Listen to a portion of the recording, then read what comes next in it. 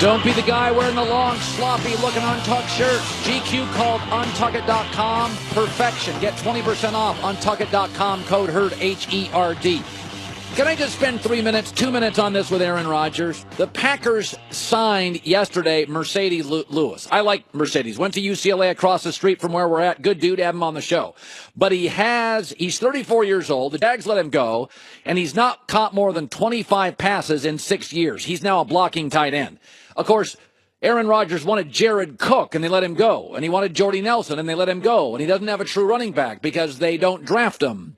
And they've let 3 really good offensive linemen go, like Josh Sitton, T.J. Lang, and J.C. Treader. They've let them go, and they let 2 corners go a couple of years ago. And one of them ended up with the Chargers, and he's a Pro Bowler. And you get the point here. Aaron Rodgers doesn't have an owner. That's the problem. Everybody loves that Green Bay's the one team in the NFL that doesn't have an owner. They're owned by the community. You can own stock if you're a local landscaper or a mailman. I don't want a mailman getting an opinion on my team's roster. Green Bay's become the little old lady at the antique store trying to get a deal. They're the Captain Frugal of the National Football League. The reality is I like owners. Bob Kraft, Stan Kroenke, Jerry Jones. Yeah, they got egos. Jeffrey Lurie in Philadelphia, Ziggy Wolf, Arthur Blank. I like owners because owners are billionaires, and they relate to guys who make 150, 250 million. They take them on their private jets, and Aaron Rodgers can say, can we go draft a running back? And they're sipping some champagne in a private jet because they're going to a concert on Nantucket. And that's what Tom Brady does with Bob Kraft. And they get stuff done. And they get players, and they make moves, and they have a relationship. The NFL is a relationship business. I like an owner. I don't want my team to be owned by a community. I want my team to be owned by a billionaire who has a relationship with the quarterback. So if Mike McCarthy and Aaron Rodgers don't see eye to eye, I know who's more valuable of those two. It's Aaron Rodgers. And I like Mike McCarthy, and I like Bill Belichick, but you ain't winning those Super Bowls without Bill. You're not winning them without Brady, and you're not winning that one without Aaron Rodgers.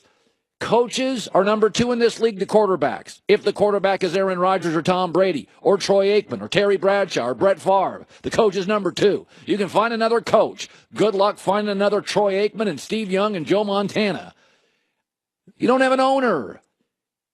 Who does he run with? Who does he hang with? Who does he complain to? Who does Aaron Rodgers sit down with and go, that's why he's constantly passive aggressive on radio stations. Who does he go to? Who does he scream at? Who does he yell at? This is why he goes on 102.9 The Hog, Milwaukee's best rock, and has to complain passive-aggressively.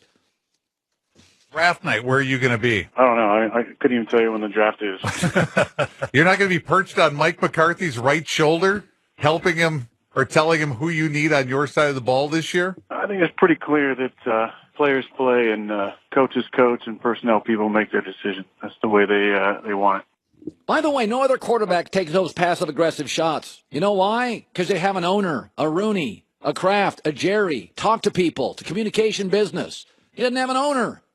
Only good thing about that interview was on my favorite rock and roll station in America, 102.9 in Milwaukee, The Hog. Other than that, nothing there made me happy. Canada's best rock, Rush, on 102.9 The Hog. Veteran newsman John Goulet. No. Turn on the news. This is the Herdline News. I don't know how I'm supposed to follow The Hog. I'll give it a shot. Big news of the day, Chris Paul will miss Game 6 of the Western Conference Finals. Houston Rockets released a statement saying he has a right hamstring strain and will be reevaluated when the team returns to Houston, which should be Sunday. He is going to go with the team, but he has already been ruled out. No timetable given for his return. There's no extra days off. Game 7 of that series is Monday. Yeah. Colin, so the line this morning for Game 6 went from -10 to -12 because Vegas kind of knew he wasn't going to play. Right. But they got confirmation. They hedged their bet and got confirmation. Sure. Do you want to guess what some books are already posting as the line for Game 7, which is in Houston? What? -12. So they're Vegas, which means Vegas doesn't think he's going to play in Game 7 either. That's the Warriors as a 12-point road favorite. Oh, wow. First of all, listen, Vegas knows something. Vegas knows something.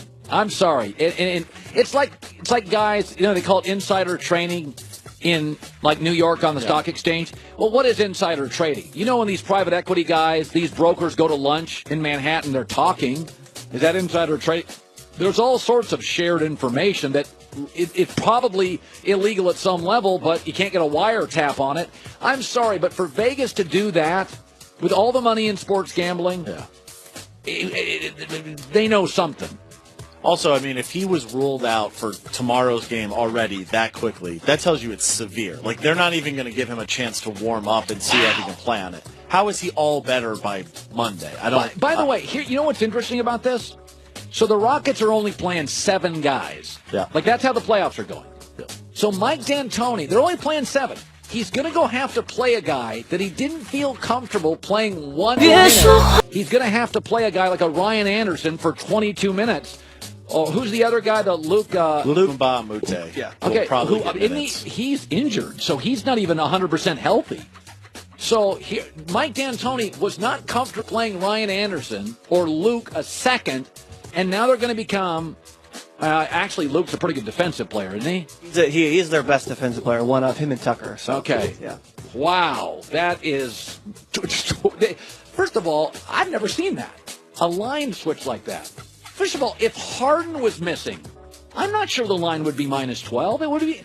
If I had Chris Paul and Eric Gordon and Clint Capella and Mike D'Antoni, that wouldn't be minus 12. But by the way, I think they could go to Golden State.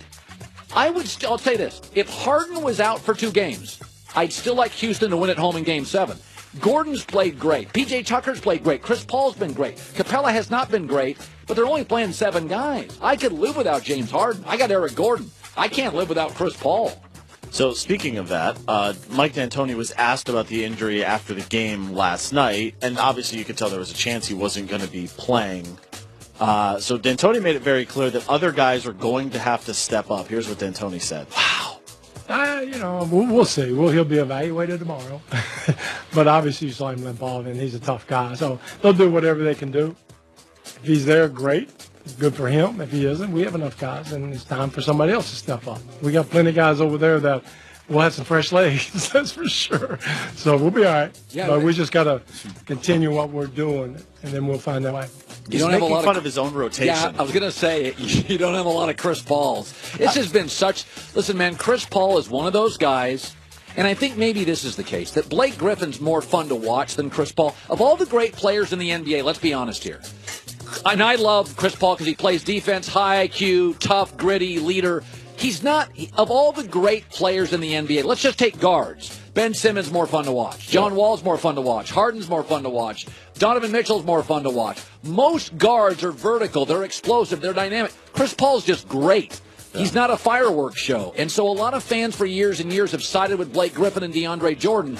Man, he has just taken this series over in the second half. And finally, some football news. According to a report, Le'Veon Bell, the Steelers running back, is seeking $17 million a year from the Steelers. Oh. Now, he's been their workhorse. Over the past 2 years, he's accounted for 32% of the Steelers' offense. I know. He also already, this year, is the highest paid running back in the league by a large margin. This year, I believe he's going to make $14 million, $14.5 million. Second highest paid running back makes $8 million.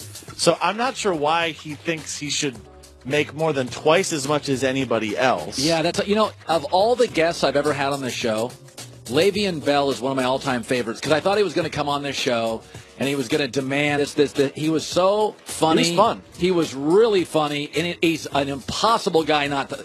You like him if you talk to him, and I'd pay him a lot of money, but again.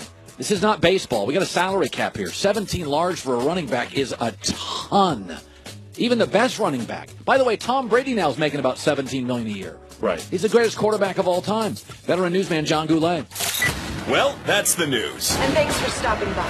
The Herd Lie News. Car shopping's confusing. A lot of different terms. Invoice, dealer price, list price. Here's what's not confusing. New or used car, go to TrueCar.com. Save $3,000 potentially off MSRP. He played 13 NBA seasons. He won a title with LeBron James and the Cavs in 2016.